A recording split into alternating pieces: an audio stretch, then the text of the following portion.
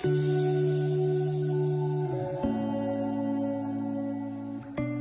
I'm Katie Smith, Australia's ambassador to Mongolia, and I've got with me here today Tricia Turbold, who's the Director of Economic Empowerment Programs for the Asia Foundation, and Mr. Ernuk Hudji, who is our Policy Officer here at the Australian Embassy.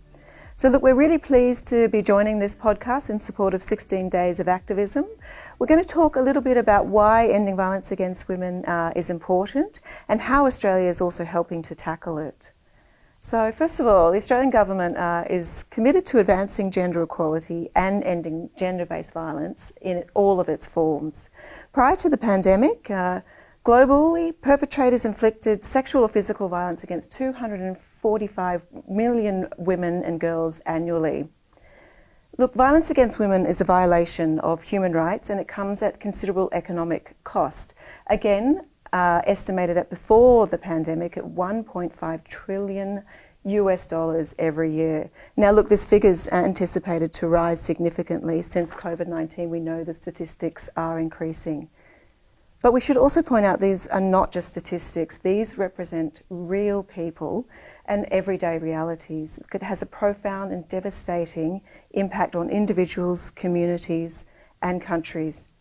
For us, gender equality is the root cause of violence against women, and we must all work together with all members of our society, including men and boys, to transform gendered social norms, attitudes and behaviours to eliminate violence against women.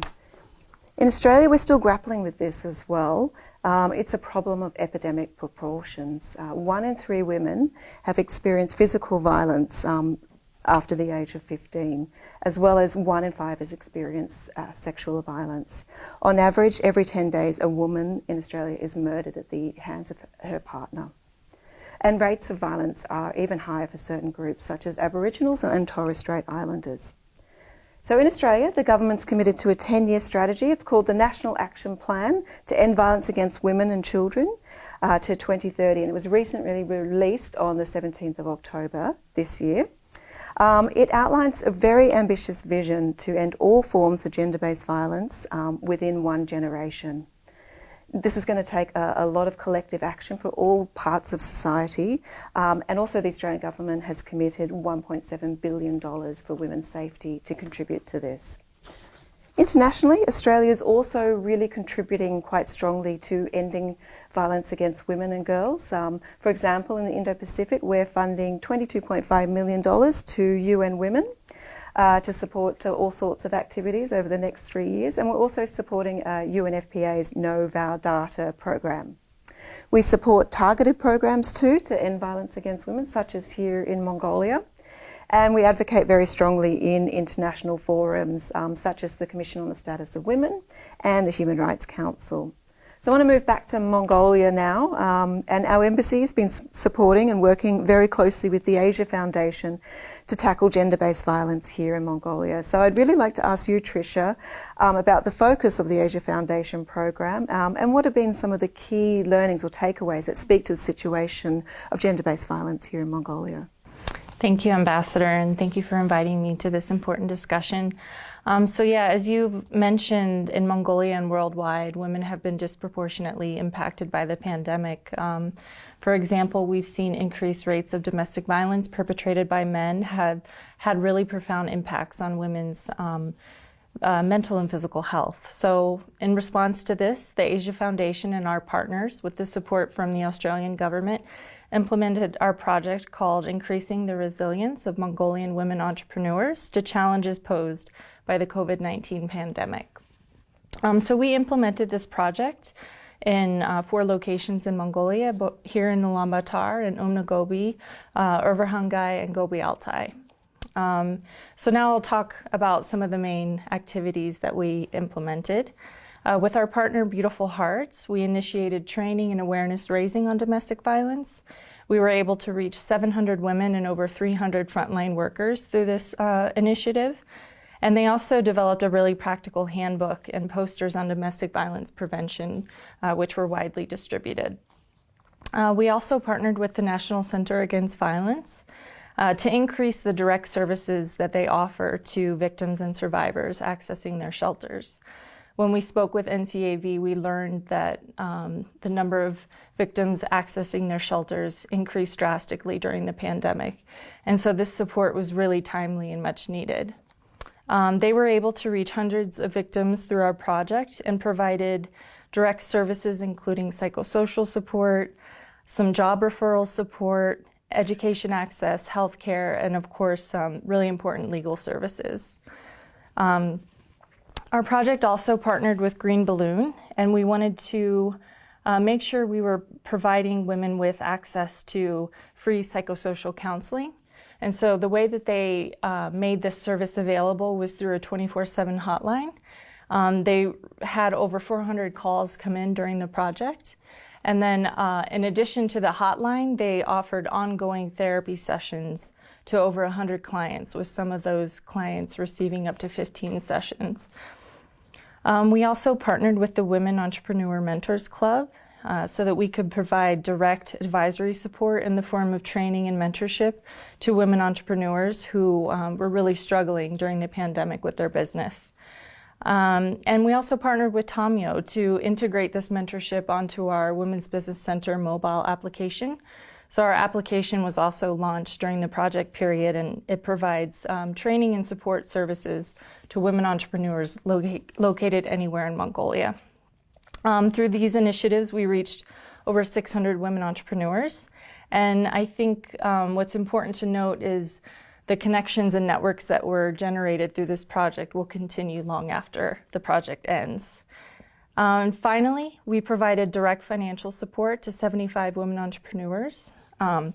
These women received cash grants to help them overcome some of the challenges they were facing with their businesses during the pandemic. And what we learned is that this small amount of funding had a really tremendous impact. They were able to increase their monthly income, expand their customer base, and increase their business productivity. So that's just in a quick snapshot some of the activities of our project. Thanks so much, Tricia. That sounds like really important work, and the results really speak for themselves. And I think the way you're approaching it in terms of actually empowering women will ensure that this work will be sustainable as well over the long term. So look, we're really, really proud to be partnering with the Asia Foundation on this program, and we will continue our partnership into the future. So really, really pleased with the work. Thank you so much. I'll turn to Ernuk, and maybe you could expand a little bit, Ernuk, on what the embassy here is doing to empower women, perhaps through our Australia Awards program and our grants programs. Yeah, thank you, Ambassador. Department of Foreign Affairs and Trade's gender equality and women's empowerment strategy places gender equality and women's empowerment at the center of Australia's foreign policy and development efforts. In line with this strategy, Australian Embassy in Mongolia funds a number of development projects in Mongolia. One of the projects funded by our embassy is the Women's Leadership Program. The Women's Leadership Program is for the Australian female alumni, and it's designed to equip its participants with a diverse set of skills and knowledge, especially on communication, teamwork and leadership, as well as provide strong knowledge on gender equality and disability inclusiveness. Besides Women's Leadership Program, we also fund Australia Awards short-term trainings.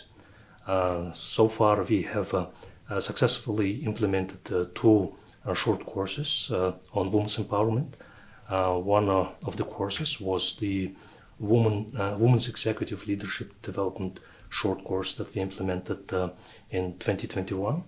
And the second short course is Women in Agriculture short course that we have successfully completed this year. Both of the short courses, they aim at supporting women leaders to acquire knowledge and skills required to bring innovation and initiate change in their workplace and desirably in their employment sectors. Third development project, which is also very important, is the Direct Aid Program. the direct aid program is actually announced every year. On average, every year we select and support up to 10 Mongolian non-governmental and government organizations. The program intends to address local development needs. This year, we are supporting two NGOs that focus on women's empowerment and also strive to address gender-based violence. The first organization is we are working with the National Center Against Violence. We are working to develop and introduce friendly kit methodology to be used for training staff, social workers, and psychologists of the one-stop centers.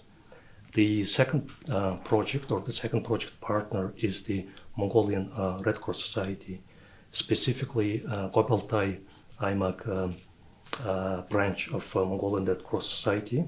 We are working to set up a shelter in Altai town for the victims of gender-based violence.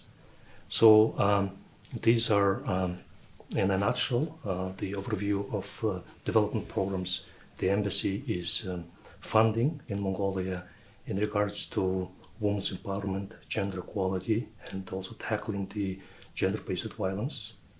For those who are interested in finding more details on our development projects, they can access Australian Embassy in Mongolia website and social media. Great. Thank you so much again, Ernok, for going into a little bit more of that detail about how we support gender equality here in Mongolia, as well as tackling gender-based violence. Again, we see it as quite a holistic approach and quite a long-term approach as well. It's a really important. I think organisations like Australia and the Asia Foundation, we can play an important role to support different sectors of society here to help overcome these challenges. What do you think, Tricia, about the role of different actors in tackling gender-based violence? Yeah, absolutely. I think what's already been touched upon is really what I wanted to talk about, is the importance of offering this holistic support and the importance of partnering with local partners and really getting to that grassroots level and helping from the ground up. We were able to do that with this project, and so I think that's why it was really impactful. You know, some of our activities directly address gender-based violence, while we also had elements of economic empowerment for women entrepreneurs. So we know that women with greater economic opportunities can gain more stability, and that can put them at lower risk of gender-based violence. So I think it's really important to incorporate different elements when you're implementing these projects. So while this project is wrapping up, we're really grateful to the Australian government for continuing to prioritize gender equality and providing us with additional support to implement phase 2 of our project. So over the next year, we'll continue many of these activities to continue to raise awareness of domestic violence, increase direct services, expand psychosocial support, and provide entrepreneurship training and support for victims and survivors of domestic violence. Fantastic. Well, thank you so much to Ernok and Tricia for joining me today. And for all of you watching, I really hope that you will join us to help raise awareness for the 16 days of activism. Thank you.